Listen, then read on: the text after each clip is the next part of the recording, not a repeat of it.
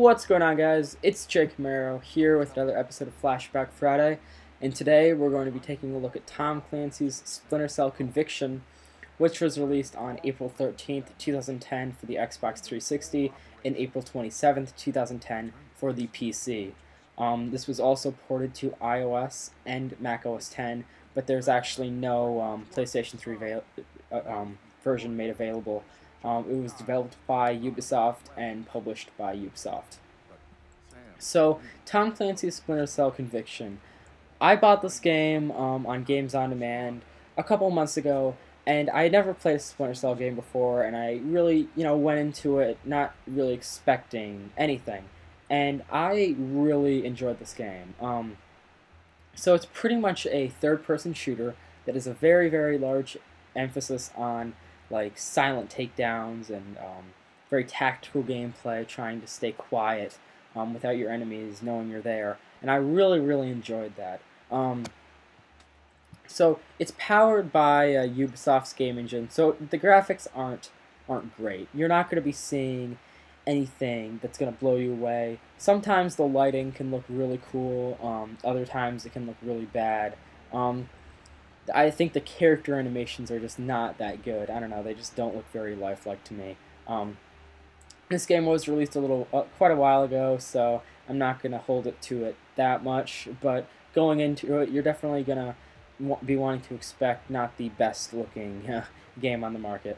It's not terrible, it's just not like really good. It's kind of in between. It's a normal graphics game. It's not anything like Halo 4, but it's not anything super bad like, I don't know, what's a game with terrible graphics on the Xbox 360? I don't know, most games that come out on the Xbox 360 are really good. Driver San Francisco. That game ran at 60 FPS, but it did not have very good graphics. So, let's first talk about the story. So, without revealing a ton, because I never want to, go into spoilers and stuff, but Splinter Cell Conviction is the ongoing story of Sam Fisher, which is like this secret agent guy who works for Third Echelon, and I think, yeah, Third Echelon. It's like he works for this like secret agency, but then he kind of went rogue, and so he's trying to find his daughter, Sarah, who was like kidnapped. Well, actually, she was killed in the first one, or sort of killed. He thought that she was killed, but now he's getting word that she may be alive, and he's trying to figure out, if that's true, and if he's going to be able to see his daughter, and he's willing to really stop at nothing to get her back. And so that's pretty much all I'm going to say about the story. It's going to be taking you to some really cool locations, like, for example, the Washington Monument, and the White House, and some factories, and of course what you see right here in this like palace. So I think the locations are a really cool factor in this game. But I think the real like bread and butter of this title is the gameplay. The gameplay is really cool. So you've got your standard third-person shooter cover-based mechanics, but then you have this huge emphasis on combat. A really cool emphasis on combat. So you always want to stay in the shadows, and when you're in the shadows, your screen goes black and white. So that's when you know that enemies can't see you. And then you can also shoot out lights as well as turn off like lights, using switches. And I think that's really sweet because you can walk into a building and then shoot out all the lights, and you'll see the guards like talking to themselves like, what happened? Like, oh no, what happened? The lights are out. And I think that's really cool. It really adds a little bit of realism to the game. So you're kind of having to duck in and out of cover, avoiding your enemies. And then when they actually do see you, you kind of saw it for a second. There's like this white silhouette that appears, and that's your last known location. And if you want, you can try to like flank around them and take them out. So you're always going to want to be walking pretty slowly, like crouching down. And mostly you're going to be using pistols. As you can see, here's 6 pistols right here. And there's some other weapons, like there's a couple assault rifles and SMGs, but they're not a huge emphasis. It's really trying to go in, and get those headshots as well as those really, really good melee kills. Another cool thing is when you get a melee kill, you get 1 like point. You can get up to 3, and then you can get into this cool like feature where you tag up to 3 enemies, and then you press a button and you just immediately take all 3 of them out, which is really cool for either getting out of a sticky situation or breaching a building. And I think you're definitely going to want to use that quite a bit in the campaign to your advantage, because there's some points where you really actually do need to use that, so you're going to be wanting to get kills as often as possible. Right here is pretty cool. So you can actually like jump up on pipes and climb up the environment, which is cool. It's nothing like Assassin's Creed 3 where you can just like parkour off of pretty much everything, but there are some specific areas where Sam Fisher can crawl under things and like crawl up things and climb down things and jump across things. But it's not going to be like Assassin's Creed 3, but it's pretty enjoyable. It's a very it's more of a slow-paced game. There are some pretty good action sequences, but pretty much what you're going to want to do is when you enter a building, you're really going to want to be thinking to yourself, okay, what are like the points of interest? Where are the flanking routes? Are there any like secret like pipes that I can run over? Are there any environmental objects like what I just did right there?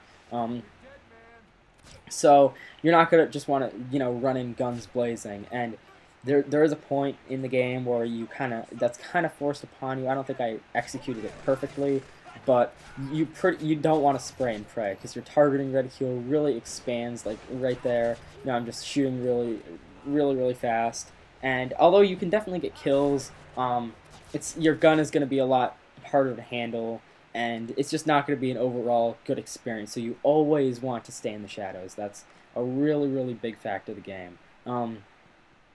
There's a lot of interesting like secrets, not like secrets like Easter eggs, but there's a certain like line that you can go down, and to just play the game. But then if you want to like look for all these like other areas, you can. So if you want to play it like extremely tactically, like ducking in and get in and out of all of these targets and stuff, you can do that. But if you also just want to stay in like one area, and just try to get like headshots from everywhere, you can also do that too. So you definitely can play it a couple different ways. You always really want to stay in the like silent killer type of gameplay, because you can't, going into this game, it's not going to be like Tom Clancy's Ghost Recon Future Soldier. It's not going to be like Transformers Fall of Cybertron. It's going to be a very cover-based, pistol-based, stealth-based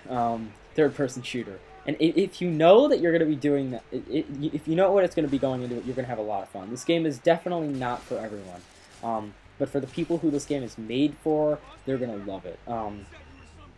I myself am a pretty big fan of stealth shooters. I actually, if you've been following my Crysis 3 Let's Play, the first level, there's a lot of stealth points, and I didn't do great at it, but you probably saw that well, I'm going to be posting that hopefully today or tomorrow. But in it, I fail a couple times through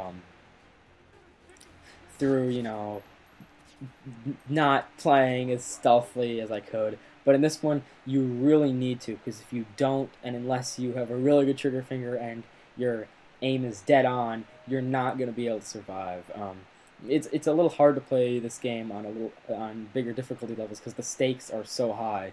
If you make that one noise, or you make that one bad move, like move to one area where a guard that you don't see can see you, and then everybody can see you, you're really going to be in trouble.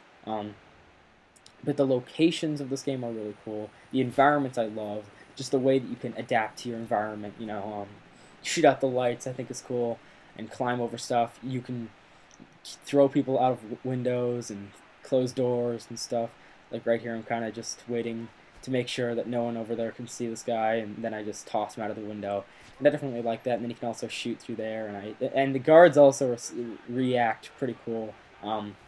When a guy goes down on them, they're gonna go like, "Whoa, okay!" Like a guy right there just died.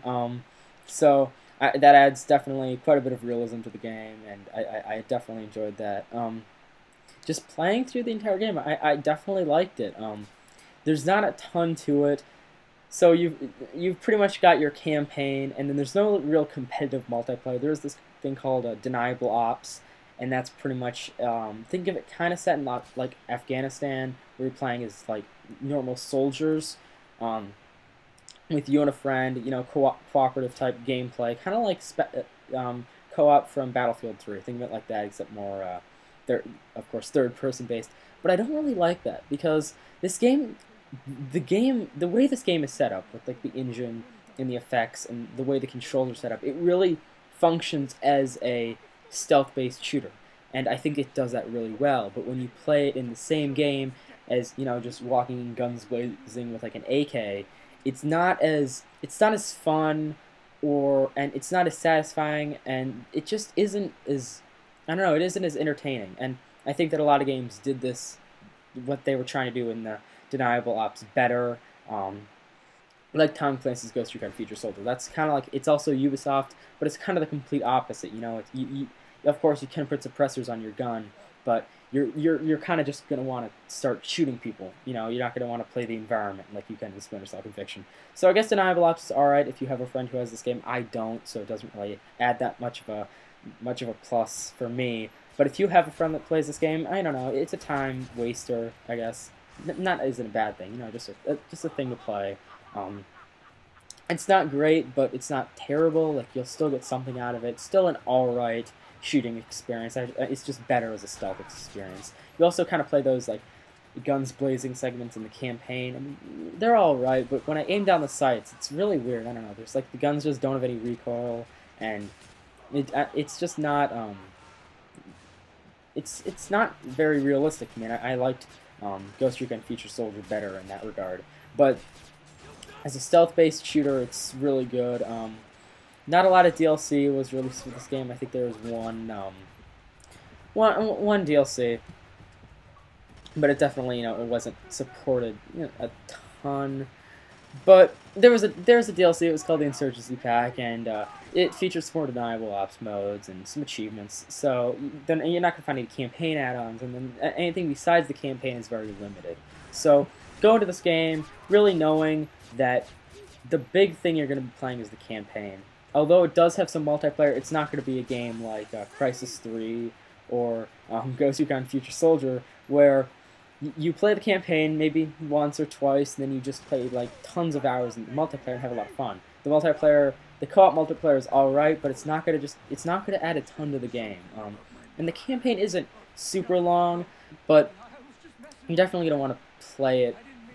It's going to take a considerable amount of time, not probably like 5 to 6 hours, more or less based on your skill level and what difficulty you're playing at, and if you want to play stealth, like, because, you know, just walking in with your MP7, just killing everyone immediately and hoping that you survive is a lot quicker than sitting in a corner, headshotting one guy, and spending like 30 seconds moving to another location to get a kill. So it really depends on how you play the game to determine how long it takes you to complete it. Another cool thing is the interrogation sequences. So right now I'm interrogating this guy, and I can actually move him along and use the environment to like push him into stuff. Like right here, it senses that I'm over by a ledge, so Sam attempts to like make him feel like he's about to fall off a ledge, and that's pretty cool how it like reacts to the environment. It adds some stuff to it. Right here, this is a cutscene and it's actually running in game. So I like those kind of games. You know, the transition really. There was a it's just transition. So there was like a cutscene, then it just transitioned. Now I'm in control again, and you know, that's really cool.